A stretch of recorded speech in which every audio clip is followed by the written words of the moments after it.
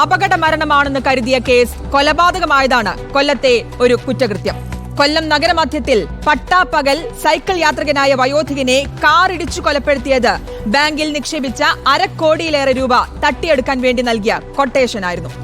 സ്വകാര്യ പണമിടപാട് സ്ഥാപനത്തിലെ വനിതാ മാനേജർ ഉൾപ്പെടെ 5 പേർ അറസ്റ്റിലായി.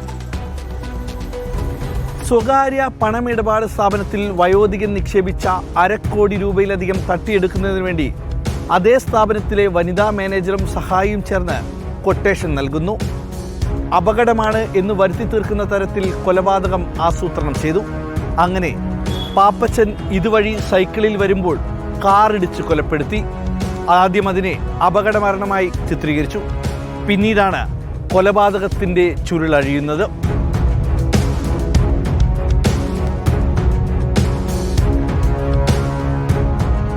BSNL നിന്ന് വിരമിച്ച പാപ്പച്ചൻ സമ്പാദ്യം സരിത മാനേജരായിരുന്ന സ്വകാര്യ പണമിടപാട് സ്ഥാപനത്തിൽ നിക്ഷേപിച്ചു. ഈ പണം തട്ടിയെടുക്കുന്നതിനായി സരിതയും അതേ സ്ഥാപനത്തിലെ മറ്റൊരു ജീവനക്കാരനായ അനൂപും ചേർന്ന് പാപ്പച്ചനെ കൊല്ലാൻ പദ്ധതിയൊരുക്കി. കൊട്ടേഷൻ ഏറ്റെടുത്ത പോളയത്തോട് സ്വദേശി അനിമോൻ, സഹായിയായ മാഹിൻ എന്നിവർ ചേർന്ന് ഹാഷിഫ് എന്നയാളിൽ നിന്ന് ഒരു കാർ വാടകയ്ക്കെടുത്തു. അപകട മരണമാക്കി തീർക്കാൻ പറ്റുന്ന തരത്തിൽ കൊലപാതകം ആസൂത്രണം ചെയ്തു.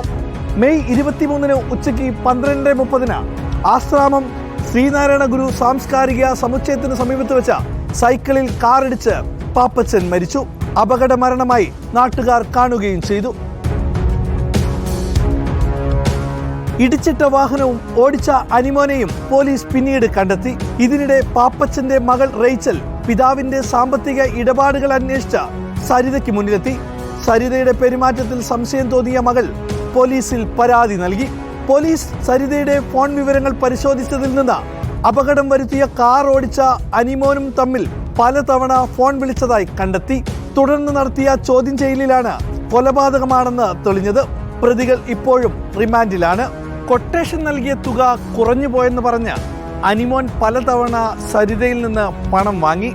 സരിതയും അനൂപും പാപ്പച്ചനിൽ നിന്ന് തട്ടിയെടുത്ത പണത്തിന്റെ പകുതിയോളം രൂപ അനിമോനും മാഹിനും വേണമെന്ന് ഇവർ ആവശ്യപ്പെട്ടു.